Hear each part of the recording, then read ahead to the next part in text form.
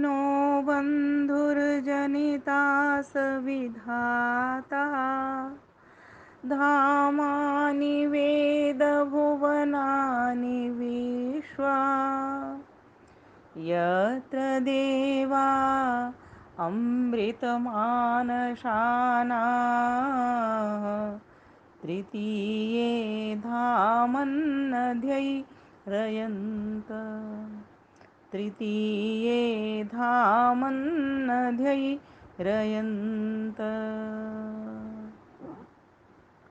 प्यारे भाइयों बहनों, सादर सप्रेम नमस्ते। प्रस्तुत मंत्र यजुर्वेद का है। कल एक बहन का प्रश्न आया था, इसको लेकर के ही, तो इस मंत्र की व्याख्या में प्रयास करूंगी उनके उत्तर का देने का भी। यह मंत्र यजुर्वेद का है, 32वें अध्याय का, और इसमें ईश्वर स्तुति, प्रार्थना और उपासना तीनों हैं। महर्षि देव दयानंद सरस्वती ने इसको सुबह और शाम जो हम यज्ञ करते हैं, अग्निहोत्र, उससे पहले जब हम ईश्वर स्तुति, प्रार्थना, उपासना पढ़ते हैं तब भी इस मंत्र का पाठ करते हैं। तो इस मंत्र के भीतर उस परमेश्वर को 3 नामों में पुकारा गया है। तो सर्वप्रथम इसके हम शब्दार्थ देख लेंगे। शब्दार्थ देखते साथ ही मंत्र अपनी व्याख्या खोल देता है। ईश्वर की महती कृपा है कि उसने हमें अपना स्वरूप भी सुझाया है और किस तरह से हम उसकी प्रार्थना करें और किस तरीके से हम उसकी समीपता का अनुभव करें, अर्थात उसकी उपासना करें। तो यह जो 8 मंत्र हैं उनमें से एक मंत्र है। इस मंत्र के अर्थ, शब्दों के अर्थ देख लेते हैं। स माने वह, और पुल्लिंग शब्द है ये, और नो नह हो जाएगा इसका, तो हमको, वह हमको, या वह हम सबका, इस तरह इसका अर्थ कर सकते हैं। बंधु, जनिता और विधाता। वह परमेश्वर हमारा बंधु है, जनिता है और विधाता है। पहले तो इन 3 शब्दों को ही समझ लेते हैं। बंधु, बंध बंधने, इससे बंधु शब्द बन जाता है। महर्षि दयानंद सरस्वती बंधु शब्द को खोलते हुए सत्यार्थ प्रकाश के प्रथम समोल्लास में लिखते हैं, यह स्वस्मिन् चराचरम जगत बध्नाति बंधु बंधर्मात्मानम सुखाय सहायो वा वर्तते स बंधु। अर्थात जिसने अपने में सब लोक लोकांतरों को नियमों से बद्ध कर रखा है और सहोदर के समान जो सहायक है, इसी से अपनी अपनी परिधि व नियम का उल्लंघन नहीं कर सकते। जैसे एक भ्राता भाइयों का सहायकारी होता है, वैसे परमेश्वर भी पृथ्वी आदि लोकों का धारण, रक्षण और सुख देने से बंधु संज्ञक है। तो यहाँ उन्होंने स्पष्ट कर दिया कि ईश्वर हमारा बंधु कैसे है, कि जितने भी लोग लोकांतर हैं वे सभी कोई आपस में नहीं टकराते, सबको इतनी व्यवस्था के साथ में, एक नियम के साथ में लगाया हुआ है कि सब अपनी अपनी परिधि पर घूम रहे हैं, कोई किसी की परिधि पर का उल्लंघन नहीं करता है। जैसे एक भाई है, अपने भाई का सहायता करता है हर संभव, जैसी उस भाई को या बहन को सहायता की आवश्यकता होती है, वो हमेशा भाई को, हमेशा आप देखेंगे भाई हमेशा अपनी बहन की या भाई की रक्षा ही करता है, उसका सहायक ही बना रहता है। वैसे ही वह परमेश्वर भी हमारा भाई है, बंधु है, अर्थात उससे हमारा बंधन है। किस तरह का बंधन है?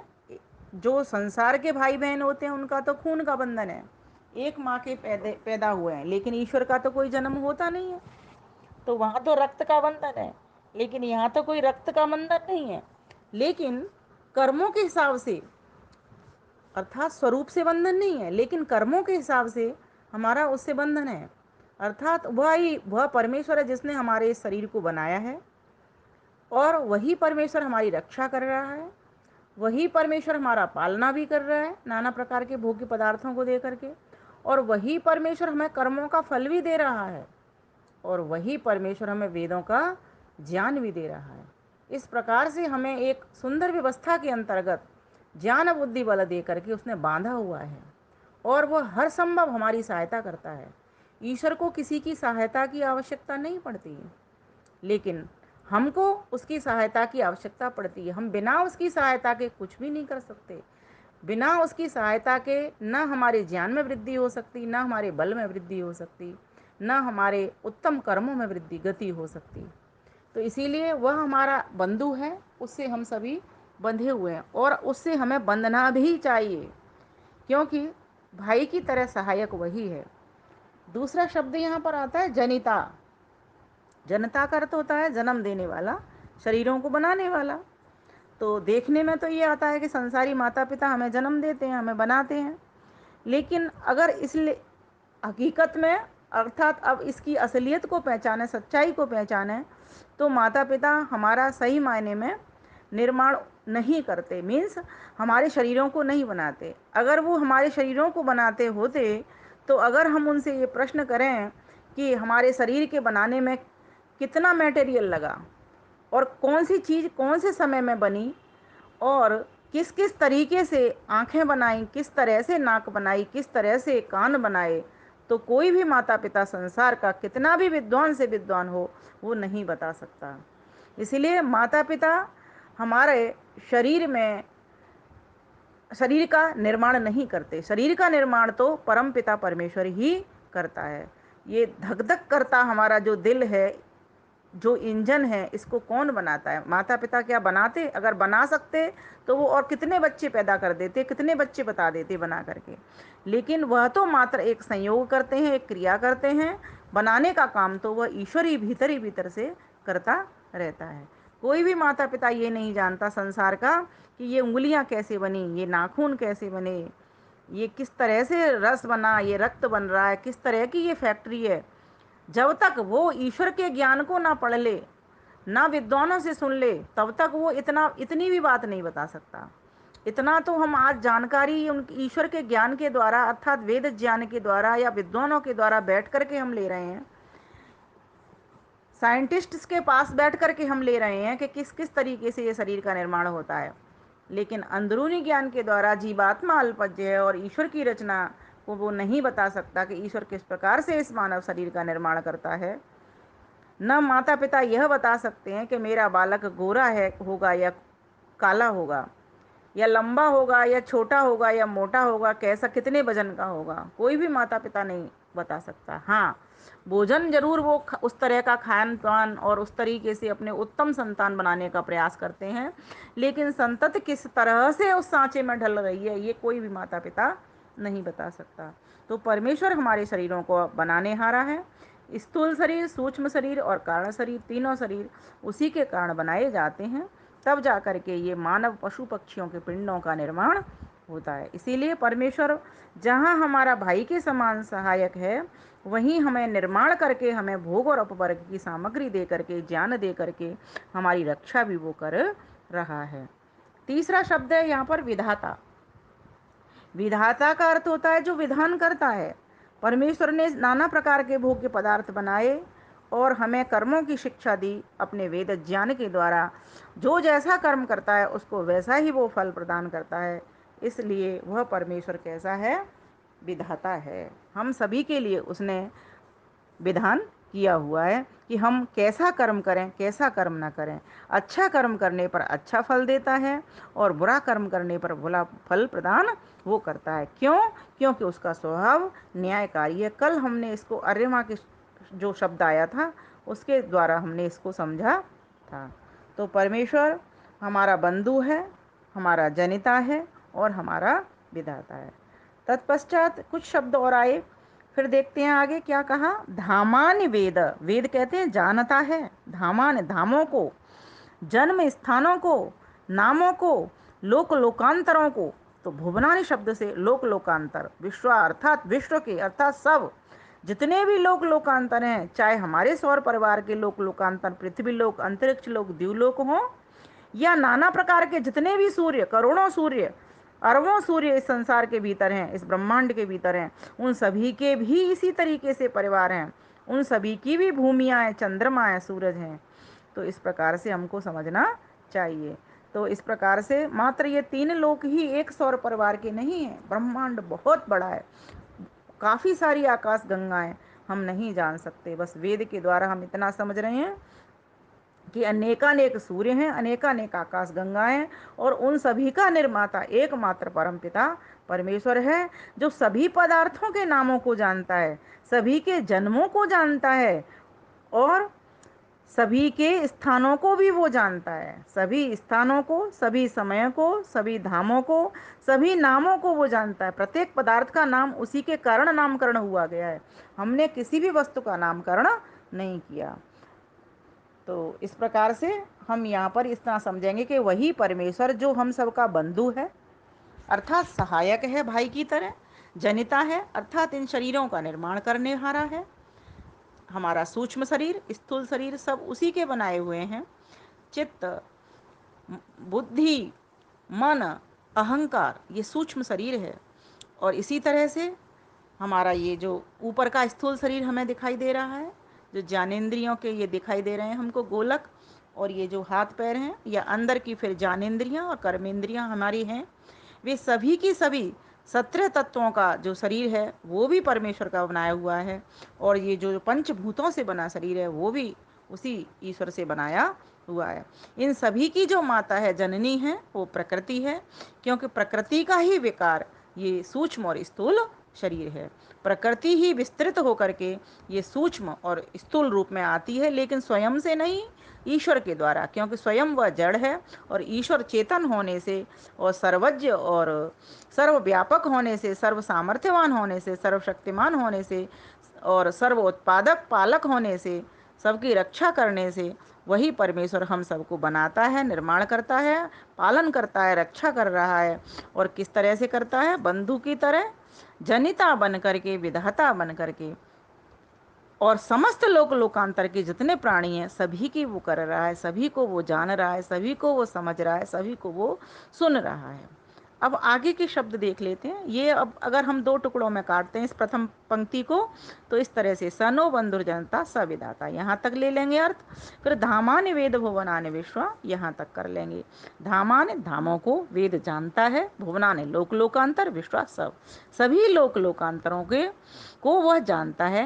कौन सी वस्तु उसने कब बनाई, क्या नाम है ना, कौन सा स्थान है, सारी बातें वो उसके संज्ञान में रहती हैं सर्वज्ञता से।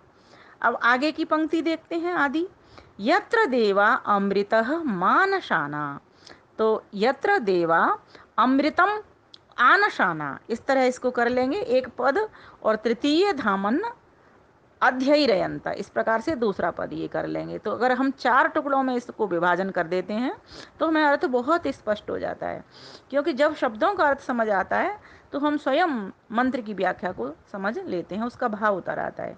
तो यत्र, जैसे अत्र माने यहाँ, तत्र माने वहाँ, तो यत्र माने जहाँ, जहाँ देवा देवता लोग कहते हैं, जो देते हैं देवोदानात्वा, तो ऐसे दिव्य लोग, ऐसे विद्वान लोग, ऐसे ज्ञानी लोग, जहाँ विद्वान लोग, ज्ञानी लोग, योगी लोग अमृतम, अमृत को, आनशाना प्राप्त होते हैं। तो वो कौन सा लोक है? एक तो ये जो संसार है हमारा, जहाँ सुख और दुख हैं, दोनों चीजें हैं, लेकिन एक ऐसा लोक है जिसको विद्वान लोग, ज्ञानी योगी लोग प्राप्त करते हैं। ऐसा अमृत लोक कौन सा है जिसको प्राप्त करते हो? तृतीय, वह तीसरा ही लोक है, जहाँ न सुख है न दुख है, बस मात्र एक आनंद है। ये संसारी सुख नहीं है वहां पर, इस प्रकार से व्यक्ति दुखी नहीं होता। तो वो जो तृतीय, तीसरा जो लोक है, धामन, वह कौन सा लोक है? तो वह कहा अध्ययरयंत, ऐसे तीसरे लोक को, ऐसे तृतीय धाम अर्थात मोक्ष धाम को, अर्थात आधार रूप जगदीश्वर को रमण करते हुए अध्ययरयंत, अपनी इच्छा पूर्वक अर्थात स्वेच्छा से सर्वत्र विचरण करते हैं। कौन? वे योगी लोग, देव लोग, विद्वान लोग, ज्ञानी लोग, जो समाधिस्थ होकर के शरीर को छोड़ करके चले जाते हैं तो वो तीसरे लोक अमर पद को प्राप्त कर लेते हैं। वे स्वेच्छा पूर्वक विचरण करते हैं, फिर इस संसार में भी वे आ जा सकते हैं, और इससे ऊपर लोक जहाँ सिर्फ परमात्मा है वहाँ पर भी वे विचरण करते हैं, उस लोक का भी आनंद वो उठा लेते हैं। जबकि वहाँ पर तो न कोई जीव है और न वहाँ पर कोई प्रकृति है। अगर वहाँ पर भी जीवात्मा और प्रकृति होते तो वहाँ पर संसार परमेश्वर बना देता, क्योंकि त्रैतवाद पर यह पूरा संसार टिका हुआ है, बना हुआ है। तो परमेश्वर तो और भी महान है। ये जितना भी लोक लोकांतर देख रहे हैं इससे भी ऊपर वो है। जहाँ पर हम नहीं है, प्रकृति नहीं है, वहाँ पर भी वो है। तो ऐसा नहीं है कि सिर्फ वहाँ पर ही है, जैसे लोग कह देते हैं चौथे में है, तीसरे में है, सातवें में, ऐसा नहीं है। हर जगह उसकी है, हर काल उसका है, हर स्थान उसका है, हर वस्तु उसकी बनाई हुई है। इसीलिए ईशावास्यमिदं सर्वम, प्रत्येक कण कण में वो विद्यमान है। तो ऐसे तीसरे लोक को, ऐसे तीसरे धाम को, ऐसे सबके आधार रूप जगदीश्वर को हम सभी जानें और उसके मोक्ष सुख का आनंद प्राप्त करें। कैसे? तो कहा विद्वान हो करके इस बात को हम जान लें कि वही परमेश्वर हमारा बंधु है। ये संसार के जो भाई हैं ना, ये झगड़ते भी हैं, ये दुख भी देते हैं, सुख भी देते हैं।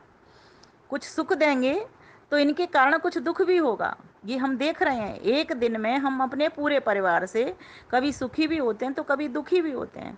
लेकिन परमेश्वर जिस दिन हमारा हमें अनुभव होना प्रारंभ हो जाता है, फिर हमको दुख बिल्कुल भी नहीं होता। इस संसार में भी दुख नहीं होता, भले ही हमने शरीर नहीं छोड़ा है। यहाँ तक हमारी गति हो जाती है, उच्चतम गति को प्राप्त करते हैं हम इस शरीर में रहते हुए भी। तो हमको वो बंधु अनुभव होना लग जाता है कि वास्तव में जब हमें विपत्ति आती है, कष्ट आते हैं, जब हमारा भाई भी सहायता करते करते थक जाता है, तो परमेश्वर जो अनथक है, वो जो कभी नहीं थकता, हमारी हर संभव सहायता करता है।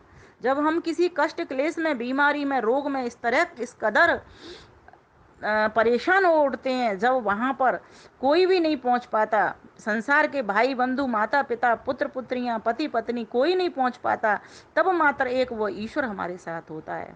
अपनी अति सूक्ष्मता से, अपनी अति व्यापकता से, अपने अंतर्यामी रूप से, और वही हमारी सहायता करता है, वही हमारी रक्षा करता है, वही हमको बचाता है। तो ये विद्वान इसीलिए होना है। क्यों होना है? तो पहली पंक्ति ने यही तो बताया था कि उसको जान लो, वही तीसरा लोक है जो बंधु है, जनिता है और विधाता है। ये जितने भी लोक लोकांतर हैं, जितने भी प्राणियों के शरीर तुमको दिखाई दे रहे हैं, जितने भी प्रकृति से प्रदत्त जो बने हुए निर्मित पदार्थ दिखाई दे रहे हैं, सब उसी की ही कृपा का फल है। अर्थात उसने ही हमारे भोग और अपवर्ग के लिए बनाए हुए हैं। इसीलिए हम सभी जीवों का कर्तव्य बनता है, और हम मनुष्यों का तो इसलिए कर्तव्य बनता है कि हमारे पास समझने के लिए वो गाड़ी है जिसमें बैठ कर के उस परम पिता परमेश्वर को हम समझ सकते हैं और मोक्ष को प्राप्त कर सकते हैं। इसीलिए हम सभी उस परमेश्वर को जानें कि उसके कारण ही हमको ये मानव का चोला मिला है, उसी के कारण ही हम फल प्राप्त करते हैं। इसीलिए हमें ना सुखी होना ना दुखी होना, जैसे हमें उस तरह से उस बात को लेना होगा। अगर सुख मिले तो सोच लेंगे कि हमने कोई अच्छा कर्म किया, उसका फल प्राप्त कर रहे हैं, और अगर दुख मिले, कष्ट मिले, परेशानी मिले, तो हम समझ लेंगे कि हमने कोई बुरा कर्म किया है। इस प्रकार से उसके न्यायकारी स्वरूप को समझना है हमको, उसको बंधु समझ करके उस पर पूरा विश्वास जमाए रखना है, उसको विधाता समझना है, उसको शरीरों का निर्माता समझना है, उसको पालक समझना है, उसको प्रेरक समझना है। इसलिए तो गायत्री मंत्र में ओम भू ओम भुव ओम स्वः हम बोलते हैं कि वही परमेश्वर है जो प्राणों का प्राण है, जीवन देने वाला है। जो जीवन देता है वही तो बंधु होता है, और जो दुखों को दूर करता है, जो कष्टों को दूर करता है, क्लेशों को दूर करता है, सुखों को प्रदान करता है, वही तो बंधु होता है। तो जो माता पिता हमको जन्म देते हैं, वे क्यों हमारे लिए सुख कारक होते हैं? इसीलिए सुख कारक होते हैं कि वो निर्माण कर रहे हैं हमारा, हमें बना रहे हैं, एक उत्तम संतान बना रहे हैं हमको, अपने रजबीरी से हमको सींचते हैं, तो हमारी वो रक्षा करते हैं। तो ऐसे ही वो परमेश्वर, जब अमैथुनी सृष्टि परमेश्वर ने आदि सृष्टि में की, तो अपना स्वयं का रजवीर, मीन्स उसका तो कोई होता नहीं, लेकिन प्रकृति माता के रजवीर से उसने पृथ्वी में से 25 वर्ष के नव युवक और नव युवतियों को उतारा, ऋषियों को, ऋषिकाओं को उतारा धरती पर, धरती फोड़ करके उनको पैदा किया। तो सोचो, ऐसा परमेश्वर हमारा कितना कल्याण चाहता है। अगर वो ऐसा कल्याण नहीं करता तो हम तो बेहोश में ही बने रहते। इसीलिए उस परम पिता परमेश्वर को हम सभी को उस इन तीन रूपों में समझना चाहिए कि वही हमारा बंधु है, वही हमारा जनिता है, और वही हमारा विधाता है। वो वही सब लोक लोकांतरों को जानता है, वही समस्त प्राणियों को कर्मों का फल प्रदान करता है, और वही सबकी विपत्ति पड़ने पर भी सहायता करता है। इसी प्रकार से वो हमसे बंधा हुआ है, और हम सब भी उससे बंधने का प्रयास करें। संसार से जिससे हमें नहीं बंधना चाहिए, जहाँ हमें दुख मिलता है वहीं हम बंधते चले जाते हैं। समझने की बात ये है। इसलिए इस मंत्र के भीतर ईश्वर स्तुति, प्रार्थना, उपासना तीनों चीज़ आई हुई हैं कि वही परमेश्वर बंधु, जनिता और विधाता है। तो उस प्रकार से स्तुति कैसे करेंगे हम, समझो। हे प्रभु, आप ही हमारे बंधु हो, आप ही हमारे सहायक हो, आप ही हमारे भाई की तरह हमारी सहायता करते हो। हे प्रभु, आप ही हमारे जनिता हो, आपने ये मानव का चोला हमारे लिए बनाया है। इस प्रकार से उसकी स्तुति करिए, उसका गुणगान करिए। हे प्रभु, आप ही हमारे विधाता हो, उसे संबंध को जोड़िए। आप ही हमारे कर्मों के फल प्रदान करते हो। अगर हमें दुख नहीं देते तो हम कर्ज से मुक्त कैसे होते, गलत कामों से नहीं छूटते, अगर हमें आप दंड नहीं देते तो। और अगर आप हमें सुख नहीं देते तो कैसे हमें आपके आनंद का पता चलता कि आप सुख स्वरूप हो। और हम अच्छे कर्म करें, कैसे हम अच्छे कर्मों में प्रवृत्त होते। हे प्रभु, हम भी वैसे बन जाएं, हम भी सबके बंधु बन जाएं, हम भी सभी सृजन करने वाले बन जाएं, हम भी सभी को ऊपर उठाने वाले बन जाएं, हम भी सब न्यायकारी आपके स्वरूप को धारण करके न्याय संगत कर्मों को करने वाले बन जाएं। हे प्रभु, इन सभी नामों को, स्थानों को, जन्मों को आप जानने वाले हो। ऐसी वृत्ति और बुद्धि हमारी भी कर दो, हमारी भी ज्ञान इतना कर दो कि हम भी एक विस्तृत क्षेत्र तक आपका काम करें तो आपको जान करके, समझ करके करें। हे प्रभु, जिस लोक को वेद विद्वान लोग जानना चाहते हैं और जानते हैं और प्राप्त कर लेते हैं, उस तृतीय लोक को हम भी जान लें, हम भी आपको जान लें। वही आप ही तो हमारे वो तृतीय लोक हो, तृतीय धाम हो। हम स्वेच्छापूर्वक आप में विचरण करना चाहते हैं। इस प्रकार से उसकी स्तुति भी उठाएं और प्रार्थना भी करें और उसको अनुभव भी करें। तो जो शब्द मैं बोल रही हूँ, जो पंक्तियाँ मैं बोल रही हूँ, उनमें तीनों चीज़ एक साथ बोल रही हूँ। प्रभु, आप बंधु हो, मुझे भी बंधु का गुण दे दीजिए, मैं भी सबका बंधु बन जाऊं, सहायक बन जाऊं, सहयोगी बन जाऊं, उपयोगी बन जाऊं, उद्योगी बन जाऊं। आप जनिता हो, मैं भी सृजन कार्य कर आरंभ कर दूं। जो मेरे भीतर ताकत है, यथाशक्ति जो मेरे से हो सकता है, लेखनी के माध्यम से, व्यक्तित्व के माध्यम से। आप न्यायकारी हो, मैं भी उसी प्रकार से न्याय संगत कर्म करूं। मैं अपने मेरे के बंधन से हट करके जो जैसा कर्म, चाहे मेरे घर के करें चाहे बाहर के करें, उनको उनके तरीके से, उस बात को उसी ढंग से मैं बताऊं और उस तरीके से मैं उनके सुख दुख के बारे में भी बात करूं कि इसीलिए आपने ये गलत किया, आपने ये गलत किया। अपने घर के लोगों को ना बचाऊं, जहाँ जिसकी जो गलती है उसको बताऊं। तो इस प्रकार से मैं भी न्यायकारी आपके स्वरूप को अपना लूं। तो आप ऐसे हो, विदाता हो, मैं बन जाऊं तो मैं बन जाऊं, ये प्रार्थना है। आप विदाता हो, ये स्तुति है। और धामा निवेद भुवना विश्वा यत्र देवा अमृत मानसाना तृतीय धामन न दे रहता। हे प्रभु, बस अब आप मेरी अनुभूति में इस प्रकार से बने रहिए जिस प्रकार से विद्वान लोग आपको अपनी अनुभूति में लाते हैं। इस प्रकार से हे प्रभु, मैं आपको अपनी निकट समझना चाहता हूँ आपके नामों के द्वारा। व्यक्ति ईश्वर के जो नाम हैं वो गौणिक नाम है, गुण कर्म स्वभाव के आधार पर, कार्मिक नाम है और स्वाभाविक नाम है। तो जो बंधु, जनिता, विधाता जब हमारी ये समझ में आ जाता है तो स्वतः ही स्तुति, प्रार्थना, उपासना हमारी पैदा हो जाती है, अनुभूति होनी शुरू प्रारंभ हो जाती है। इतना अटूट विश्वास हो जाता है, इतनी श्रद्धा हो जाती है गहरी कि फिर हमको चारों ओर कष्ट में, क्लेश में, विपत्ति में, आंधियों में, तूफान में वो बंधु, जनिता, विधाता के रूप में नजर आ जाता है। तो परमेश्वर से आइए एक छोटी सी विनय गायन के साथ कर लेते हैं। हे प्रभु, तुम्ही बंधु हम सबके, तुम्ही जगत पितु माता हो, तुम्ही त्रिलोकी त्रिकाल जय अज विमल विश्व विधाता हो। आए हैं हम शरण आपकी, अपनी गोद बिठा लेना, मोक्षानंद के अमृत रस का हमको दुग्ध पिला देना, हमको दुग्ध पिला देना। तो उससे विनय कैसे करें? हे परम ब्रह्म परमेश्वर, हे जगदीश्वर, आप हमारे भाई के समान सहायक और सुखदायक हैं। हम सभी के शरीरों को बनाने वाले हैं। हे परम न्यायकारी प्रभु, आप सभी जीवों के समस्त कर्मों को जानने वाले हैं और सभी को कर्मानुसार सुख दुख का फल देने वाले हैं। तीन ही शब्द हैं और तीन शब्दों की इस तरह से विनय बन जाएगी। तथा समस्त लोक लोकांतरों को सबके जन्म स्थान नामों को जानने वाले हैं। धामानि वेद भुवनानि विश्वा और यत्र देवा अमृत मानसाना। हे जगन्नाथ, हे जगदीश्वर, आप परमेश्वर को प्राप्त करके विद्वान लोग तृतीय लोक अक्षय मोक्ष आनंद का पान करते हैं एवं जन्म मरण के बंधन से छूटकर मोक्ष सुख का अनुभव करते हैं। समस्त लोक लोकांतरों में बिना किसी की रोक टोक के, बिना व्यवधान के अपनी स्वेच्छानुसार भ्रमण करते हैं। इस मंत्र में सचमुच हम ये जानना चाहेंगे, बताया गया है कि जन्म और मृत्यु के बाद अगला जन्म इन दोनों के अतिरिक्त तीसरा मोक्ष धाम ही है। मतलब तीसरा क्यों कहा? क्योंकि जन्म और मृत्यु इन दोनों के बाद में क्या है?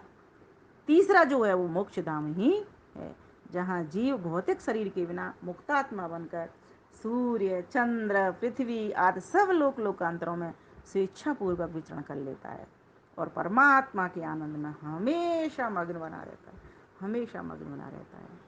ओम सनो वंदुर्जनिता सविधाता धामानि वेद भुवनानि विश्वा यत्र देवामृतमानसानास्तृतीये धामन्यधैर्ययन्त। इस प्रकार से आप सभी इस मंत्र को एक बार नहीं, दो बार नहीं, 3 बार इसको पढ़िए, उठाइए इसके भाव, जानिए इसके शब्दार्थ। सच बता रही हूँ, आप स्वयं से विनय करोगे, स्वयं से उसकी स्तुति, प्रार्थना, उपासना आपके प्रत्येक रोम रोम में भीतर जाएगी। जाते के साथ आपको ऐसे लगेगा कि आप निर्भय हो गए हो। एक बल की प्राप्ति होगी, एक ओज की प्राप्ति होगी, एक तेज की प्राप्ति होगी। यही तो कारण है वेद की समीपता से वो वेदज्ञ परमेश्वर हमको प्राप्त होता है।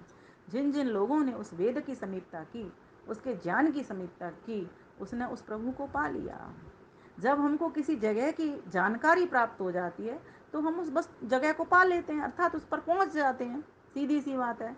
तो जब हमको उस ईश्वर के गुण कर्म स्वभावों को का और वेद ज्ञान के द्वारा, वेद ज्ञान में आए हुए शब्दों के द्वारा उसके नामों का ग्रहण हो जाता है, अर्थात उसकी जानकारी, उसका पता मिल जाता है, तो फिर हमें वो प्राप्त हो जाता है। तो इसीलिए हम सभी को ये प्रयास करना चाहिए, उस ईश्वर के वेद ज्ञान की समीपता करें, उसके नामों को जानें, जिससे कि हमारे भीतर भी उसके गुण कर्म स्वभाव प्रतिष्ठित हों और हम उस अपने परमपिता परमेश्वर को, जिसके पास से आए हैं, जिसके पास जाना है, उसको हम इस जन्म में, मानव का जो चोला मिला है, इस जन्म में अनुभूत करने वाले बने। आप सभी का परमात्मा कल्याण करें। धन्यवाद। नमस्ते।